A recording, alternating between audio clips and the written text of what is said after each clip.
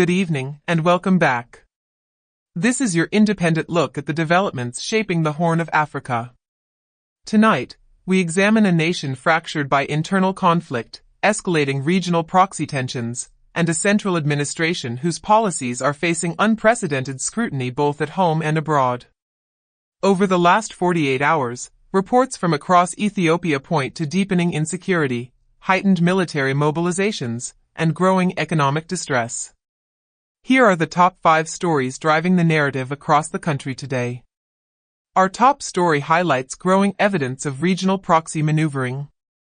A newly formed opposition group, the Afar National Unity Revolutionary Front, has released footage displaying dozens of newly recruited fighters undergoing military training inside Eritrean territory.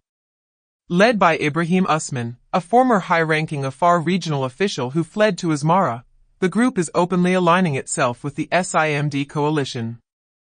Observers note that while the federal administration in Addis Ababa has attempted to cultivate anti-Amhara opposition elements within Ethiopian borders, those efforts have yielded little tangible military presence beyond long-standing political statements.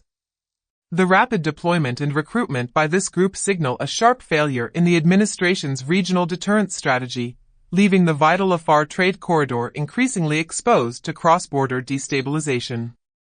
In the capital, intense high-level meetings chaired by Prime Minister Abiy Ahmed, military commanders, and Prosperity Party officials have revealed sharp internal debates over how to address the rearmament of Tigrayan forces.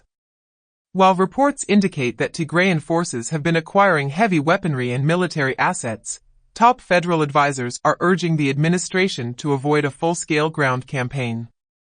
Sources familiar with the discussions indicate that majority consensus favors maintaining a tight economic and logistical siege, calculating that internal political fractures and economic isolation will force Tplf leadership into a corner. Critics point out that this policy of prolonged attrition relies heavily on the civilian population enduring severe economic stagnation, while federal officials openly debate whether targeted airstrikes remain the only viable military option. Adding to the uncertainty surrounding the government's military calculus, key administrative figures and former defense officials have abruptly shifted their public messaging. Only weeks ago, government spokespersons were calling for aggressive federal intervention to uphold constitutional order in the north. However, recent statements from senior officials, including former Tigray interim chief Getachew Reda and former chief of staff General Samora Yunus, are now urging federal restraint and international diplomatic engagement. This sudden pivot comes alongside unconfirmed reports of heavy military engagement along the Shiraro front. Critics argue that the administration's rapidly changing narratives reflect tactical indecision and a growing gap between state propaganda and operational realities on the ground. Turning to the Amhara region, localized security operations continue to strain state resources and disrupt civilian livelihoods.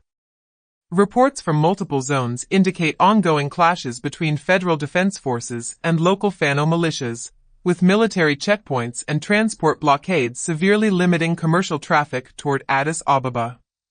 Rights organizations and independent observers continue to warn about the mounting humanitarian impact of the state of emergency measures, citing arbitrary detentions, internet disruptions, and expanding insecurity that the central government has failed to contain despite months of heavy military deployment. Finally, the economic consequences of prolonged regional instability are becoming impossible to ignore in major urban centers. Inflation remains persistently high, driven by supply chain bottlenecks, foreign currency shortages, and the ongoing costs of national security operations. While official reports promote long-term infrastructural initiatives, everyday citizens in Addis Ababa and surrounding towns are facing unprecedented surges in food prices and basic goods.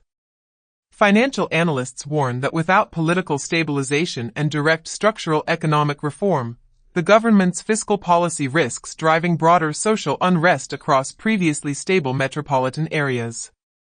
The picture emerging across Ethiopia tonight is one of a government relying on containment, siege tactics, and shifting narratives to manage multiple simultaneous crises.